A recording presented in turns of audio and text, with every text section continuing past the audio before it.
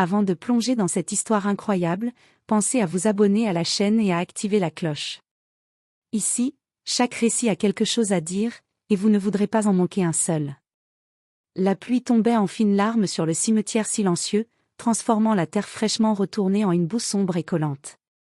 Elizabeth Carter se tenait là, immobile, le visage marqué par les années et par la douleur, les mains crispées sur le bouquet de lys blanc qu'elle venait de déposer sur la tombe de son mari, Jonathan.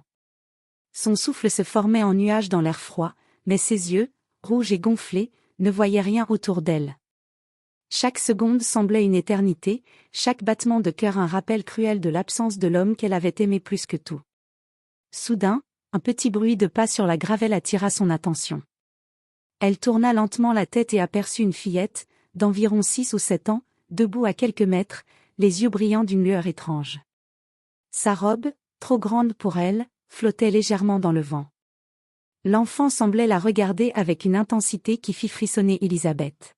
« Bonjour », dit timidement la fillette, la voix douce mais étrangement ferme. Elizabeth recula légèrement, surprise et méfiante. « Qui es-tu » demanda-t-elle, la gorge nouée. La fillette ne répondit pas immédiatement. Elle s'avança lentement, les mains jointes devant elle, et murmura.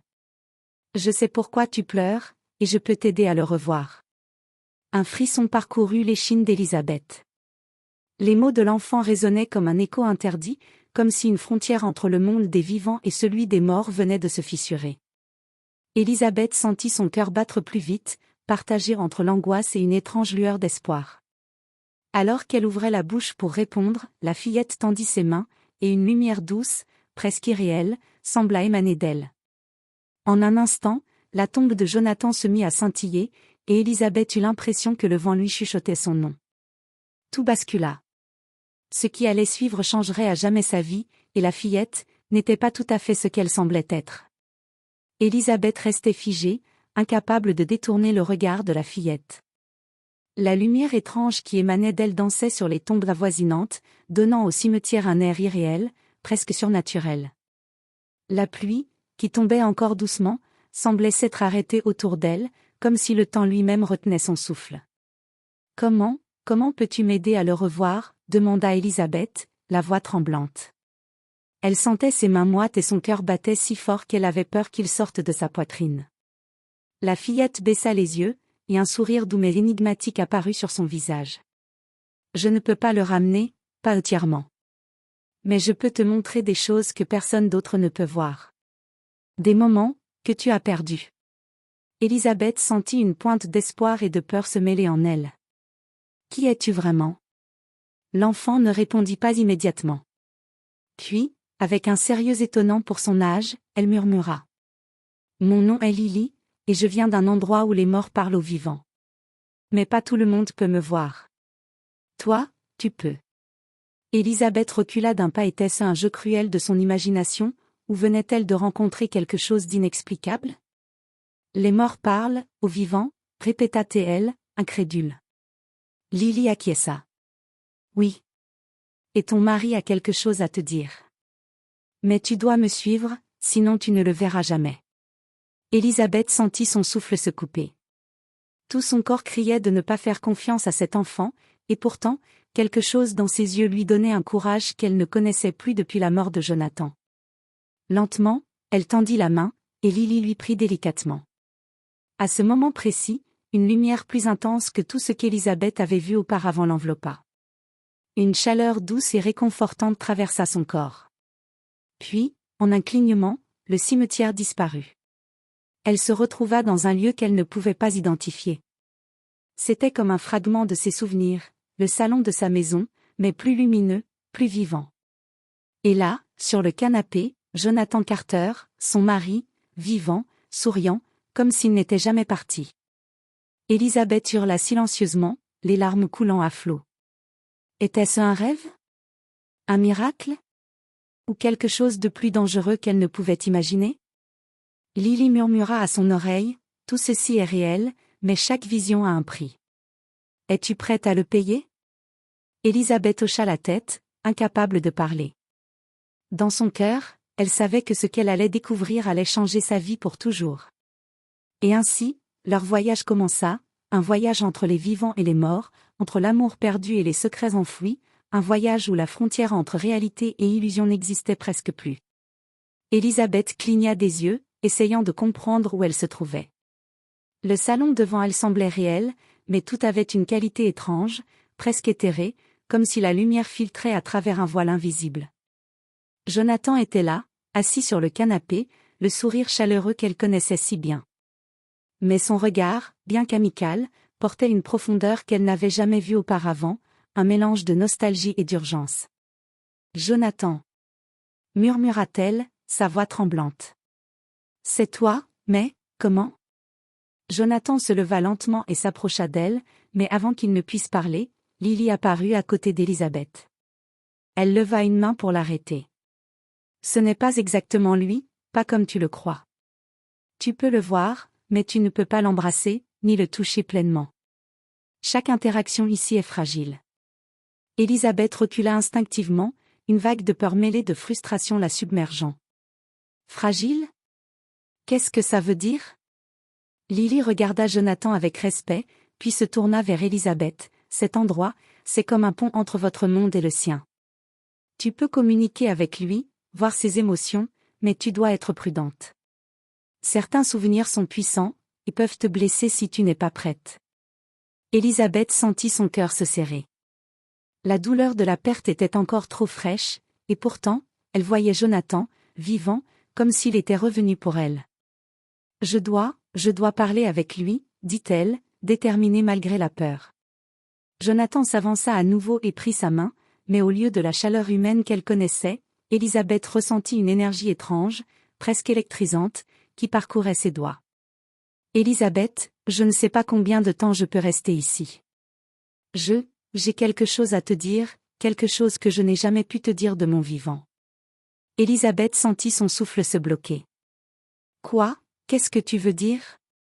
Jonathan détourna les yeux, visiblement troublé. « Il y a des secrets, Élisabeth, des choses sur ma vie, sur notre famille, que je n'ai jamais révélées.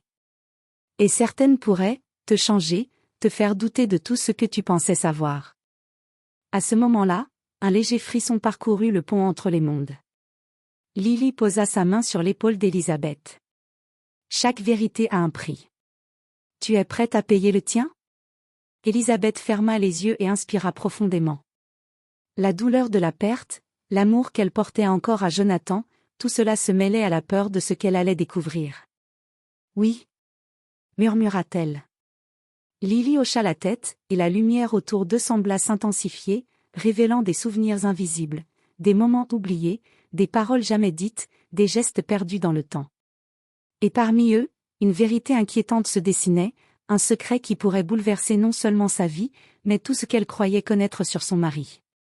Élisabeth sentait son cœur battre de plus en plus vite. Le pont entre les vivants et les morts était fragile, et quelque chose, dans l'ombre, les observait. Élisabeth ne pouvait plus détourner le regard de Jonathan. Son mari semblait si proche, et pourtant si distant, comme une image capturée entre deux mondes. La lumière autour d'eux vacillait légèrement, et chaque respiration semblait résonner dans l'espace étrange qu'ils occupaient. « Élisabeth » dit Jonathan d'une voix qui tremblait légèrement. « Il y a quelque chose que tu dois savoir, quelque chose que j'ai caché de toi, même dans les meilleurs moments de notre vie. » Élisabeth sentit son cœur se serrer. « Quoi ? Jonathan ? Dis-moi. » Jonathan ferma les yeux un instant, comme s'il puisait son courage dans un souvenir lointain. « Avant ma mort, j'ai été mêlé à des affaires dangereuses. Des gens puissants, des choix que j'ai faits, qui ont mis notre famille en danger. » Élisabeth recula légèrement, un mélange de peur et d'incompréhension traversant son visage. « Tu parles de quoi ?» Jonathan ouvrit les yeux, et pour la première fois, son regard refléta une peur qu'Élisabeth n'avait jamais vue. « Il y avait quelqu'un qui voulait me nuire. Et je n'ai pas pu te protéger. C'est pour ça que, je suis mort. » Élisabeth sentit une boule se former dans sa gorge. La douleur de la perte, mélangée à cette révélation, la submergea. « Alors, ce n'était pas un accident, » murmura-t-elle. Jonathan secoua la tête. « Non, et ce qui est pire, c'est que ce danger existe encore. Même maintenant. Lily s'approcha et posa doucement une main sur l'épaule d'Elisabeth. C'est pour ça que je t'ai amenée ici. Pour que tu comprennes, et pour que tu sois prête à agir. Il y a des forces entre le monde des vivants et celui des morts qui ne veulent pas que la vérité soit révélée. Elisabeth sentit un frisson glacial parcourir son corps. Agir, comment, demanda-t-elle, sa voix tremblante. Lily inclina la tête. Tu dois découvrir ce qui s'est vraiment passé, et protéger ceux qui sont encore en danger. Mais pour ça, tu devras affronter des vérités que tu n'aurais jamais imaginées, et faire confiance à des alliés que tu ne connais pas encore. Jonathan tendit la main vers elle. Elisabeth, je serai là. Je te guiderai, autant que je le peux. Mais tu dois promettre de rester forte. Elisabeth prit sa main, et malgré la lumière étrange et la fragilité de cet endroit, elle sentit une détermination nouvelle naître en elle. Je te promets. À ce moment précis, une ombre passa derrière eux, à peine perceptible, mais suffisamment pour que Lily fronce les sourcils. Nous ne sommes pas seuls, murmura-t-elle. Elisabeth sentit son cœur s'accélérer. Le pont entre les vivants et les morts n'était pas seulement un lieu de retrouvailles, il était devenu un champ de bataille où chaque vérité révélée pouvait changer leur destin. Et dans l'ombre, quelqu'un ou quelque chose attendait le moment parfait pour frapper. Elisabeth sentait l'ombre peser sur elle, comme si le pont entre les mondes allait s'effondrer à tout instant. La lumière autour d'elle et de Jonathan vacillait, et le cœur d'Elisabeth battait à tout rompre. Elle savait maintenant que ce voyage n'était pas seulement une chance de revoir son mari, mais une épreuve. Qui est là, demanda-t-elle, la voix tremblante. Lily fit un pas en avant, son expression grave. C'est quelqu'un qui ne veut pas que tu découvres la vérité. Il veut que tu abandonnes. Mais tu ne dois pas. Une silhouette se matérialisa dans la pénombre. C'était un homme grand, vêtu d'un manteau sombre, le visage partiellement caché par une capuche. Jonathan recula légèrement, mais ne lâcha pas la main d'Elisabeth. Elisabeth, ce danger, c'est ce que j'ai essayé de protéger. Mais maintenant, tu dois agir. Le cœur d'Elisabeth se serra. La peur et l'amour se mélangeaient en elle, mais quelque chose de plus puissant surgit, la détermination. Je ne te laisserai pas toucher ceux que j'aime, murmura-t-elle, plus pour elle-même que pour l'ombre. Lily tendit les mains vers l'ombre, et une lumière éclatante jaillit d'elle, frappant l'homme sombre. Il recula, surpris, mais son rire froid résonna dans l'air. Vous croyez pouvoir me stopper? C'est impossible. Elisabeth inspira profondément. Elle ne pouvait pas toucher Jonathan directement, mais elle pouvait utiliser le pont à son avantage. Elle concentra toute sa force intérieure, toute son énergie, et cria « Non ». La lumière autour d'elle explosa, enveloppant l'ombre et le projetant loin du pont. L'air trembla, et l'espace entre les mondes sembla se stabiliser. L'ombre hurla, puis disparut dans le néant. Jonathan regarda Elisabeth avec des larmes dans les yeux. Tu l'as fait. Elisabeth sentit son corps trembler de fatigue, mais aussi de soulagement. Nous l'avons fait, ensemble. Lily sourit doucement. Le pont est fragile, mais tu as prouvé que l'amour et la détermination peuvent le renforcer. Maintenant, il est temps de revenir, et de vivre avec la vérité. La lumière les enveloppa à nouveau, et Elisabeth sentit le cimetière revenir autour d'elle. La pluie avait cessé, et les nuages s'étaient dispersés, laissant passer les premiers rayons du soleil. Elle était de nouveau seule, mais pas tout à fait. Sur la tombe de Jonathan, Elisabeth déposa ses mains et murmura « Je t'aime, et je ne t'oublierai jamais ». Une brise légère fit danser les fleurs sur la tombe, comme un dernier signe de Jonathan. Et à côté d'elle, Lily, qui avait été son guide, disparut doucement, laissant derrière elle une sensation de paix et de courage. Elisabeth se releva, les yeux brillants de larmes et de détermination. Elle savait maintenant que la vie, même après la perte, pouvait être pleine de miracles, et de vérités révélées au moment où l'on s'y attend le moins. Le pont entre les vivants et les morts s'était refermé, mais son cœur resterait à jamais ouvert à l'amour, à la mémoire, et aux miracles que la vie pouvait encore offrir.